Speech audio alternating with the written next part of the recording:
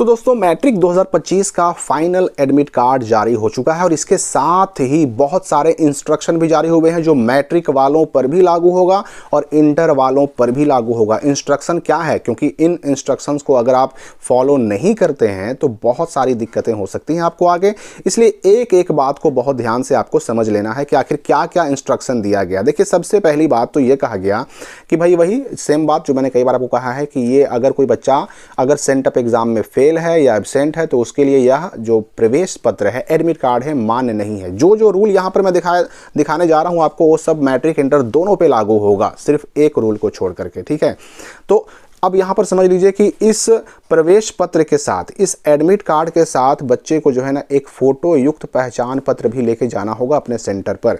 अगर first sitting में exam है तो आपको 9:30 बजे से 30 मिनट पहले यानी कि 9 बजे पहुंच जाना होगा। अगर सेकंड सिटिंग में एग्जाम है आपको तो 2 बजे से 30 मिनट पहले, आधा घंटा पहले, मतलब 1:30 बजे तक हर हाल में पहुंच जाना होगा। अब अगर फर्स्ट सिटिंग में कितना बजे, तो 9 बजे, और सेकंड सिटिंग में 1:30 बजे से अगर 1 मिनट भी लेट होता है तो आपको सेंटर पर एंट्री करने से रोका भी जा सकता है।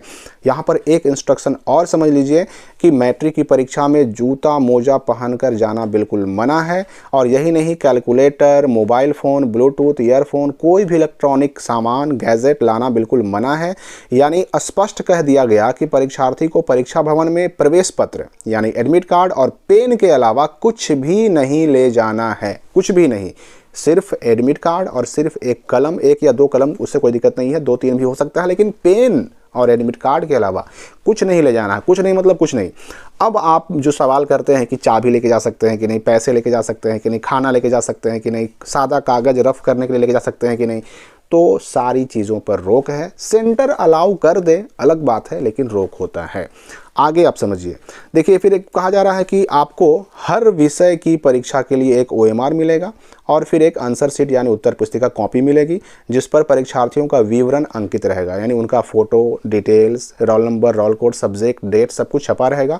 और परीक्षार्थी को OMR और अपना कॉपी प्राप्त करने के बाद ये जांच कर लेना है, ये कंफर्म हो लेना है कि OMR और कॉपी उनका अपना ही है। मिला लेना है कि उनका अपना ही छपा हुआ डिटेल हो, किसी और का छपा हुआ नहीं हो, क्योंकि एक्स्ट्रा नहीं मिलेगा भाई आपको, याद रखिएगा। तो टेंशन नहीं लेना है, ये कॉपी हो चाहे OMR हो चाहे अटेंडेंस शीट हो, सब मैं आपको भरना सिखा दूंगा ताकि एग्जाम से पहले आप बिल्कुल एक्सपर्ट हो जाएं। अब अगला जो इंस्ट्रक्शन है वो समझिए कि आप जो OMR है या फिर कॉपी है उसमें दोनों में से कोई एक पेन का इस्तेमाल कर सकते हैं, या तो काला या फिर नीला। अगर कोई बच्चा चाहे कि हम क्वेश्चन नंबर ब्लैक पेन से लिखें और आंसर को ब्लू पेन से लिखें तो भी यूज कर सकता है, लेकिन ब्लैक और ब्लू पेन के अलावा और किसी कलर का पेन आपको यूज नहीं करना है, किसी हाल में नहीं। सिर्फ ब्लैक और ब्लू पेन ही आपको अलाउ है, ये बात आपको ध्यान रखना होगा। फिर जो आपको कॉपी मिलेगी उसके पेज को ना तो मोड़ना है, ना फाड़ना है, ना ही बीच में खाली छोड़ना है। बीच में पन्ने आपको 1-2 पेज खाली भी नहीं छोड़ना है।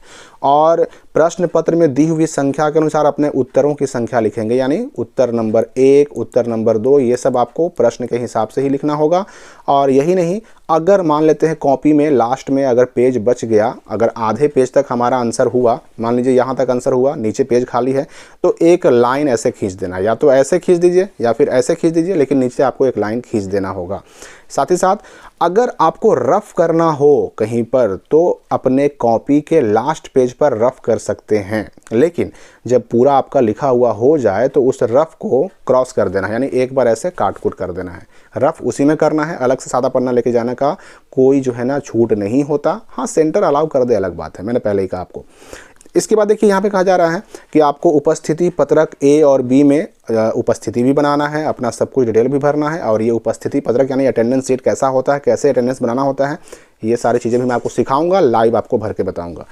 परीक्षा कक्ष में एक दूसरे से मदद लेना देना, बातचीत करना, किसी प्रकार का कदाचार अपनाना, ये सब जो है बिल्कुल मना है, आपको निष्कासित किया जा सकता है। और एक बहुत ही इंपॉर्टेंट चीज़ कि अपने कॉपी में या फिर OMR में आपको ना तो वाइटनर यूज करना है, ना इरेजर यूज करना है, ना नाखून, ना ब्लेड। अगर आप इन सारी चीज़ों का यूज करते हैं तो इसको कदाचार माना जाएगा और आपका परीक्षा फल रिजल्ट इनवैलिड कर दिया जाएगा। और यही नहीं, एग्ज़ाम शुरू होने के 1 घंटा के अंदर कोई भी परीक्षार्थी अपना एग्जामिनेशन हॉल, अपने रूम से बाहर नहीं जाएगा। अब एक बहुत इंपॉर्टेंट चीज़ आपको समझ लेनी है कि अगर किसी के एडमिट कार्ड में, फाइनल एडमिट कार्ड में अगर गलती है तो वो गलती अब सुधार नहीं होगा, अब आपको एग्ज़ाम उसी पर देना होगा। हाँ, ये है कि आपका अगर एडमिट कार्ड में गलती है तो ऐसा नहीं कि आपको उस एडमिट कार्ड पर एग्जाम देने से रोक दिया जाएगा, ऐसा बिल्कुल नहीं है। एग्जाम दे सकते हैं, एग्जाम देने में कोई प्रॉब्लम नहीं है, लेकिन हाँ, सुधार नहीं होगा। अगर अपने से कोई हेडमास्टर सुधार कर देते हैं तो उस सुधार को माना नहीं जाएगा। अब जो आपके एडमिट कार्ड में आ गया उसी के हिसाब से एग्जाम दीजिए, एग्जाम के बाद फिर सुधार करने का मौका मिलेगा, सुधार करवाइएगा, लेकिन अब सुधार आप नहीं करवा सकते, ये आपको समझ लेना है। तो ये इंस्ट्रक्शन जो है मैट्रिक के लिए भी और इंटर के लिए भी सेम ही रहेगा। अब यहाँ पर जो एडमिट कार्ड आया उसको आप समझ लीजिए, यहाँ पर आपका अपना स्कूल का नाम है, यहाँ पर यूनिक आईडी है, यहाँ पर आपका नाम, यहाँ पर माता का नाम, पिता का नाम, आपका आधार नंबर अगर छपा हुआ यहाँ पर नहीं भी रहेगा तो भी आप एग्जाम दे सकते हैं। मैंने पहले ही कहा कि कोई भी गलती हो एग्जाम तो दे ही सकते हैं, हाँ, एग्जाम के बाद सुधार करने का मौका मिलेगा। सेंटर कहाँ गया है उस सेंटर का नाम यहाँ पर लिखा हुआ मिल जाएगा, और नीचे आपको मिल जाएगा पूरा एग्जाम का रूटीन कि आपका एग्जाम किस सीटिंग में है, कब कब है, कौन कौन डेट में है। एक रूल जो इंटर पर लागू नहीं होता है हर साल, वो क्या है कि जो जूता और मोजा पहनने का नियम है, जूता मोजा पहनने की छूट रहती है इंटर में हर साल, क्योंकि इंटर का एग्जाम 1 फरवरी से शुरू होता है और उस वक्त ठंड काफ़ी रहती है, लेकिन इसलिए इंटर के एग्जाम में जूता मोजा पहनने की छूट मिलती है हर बार, लेकिन मैट्रिक में छूट नहीं मिलता है। तो इस पर अलग से इंस्ट्रक्शन आएंगे। रही बात कि एडमिट कार्ड आपको मिलेगा कब से, तो सोमवार से लगभग हर स्कूल में मिलना शुरू हो जाएगा और एडमिट कार्ड से ही मालूम पड़ेगा कि आपका एग्जाम सेंटर कहाँ गया। तो इस वीडियो के लिए फिलहाल इतना ही, हम मिलेंगे अगली वीडियो में नए अपडेट के साथ।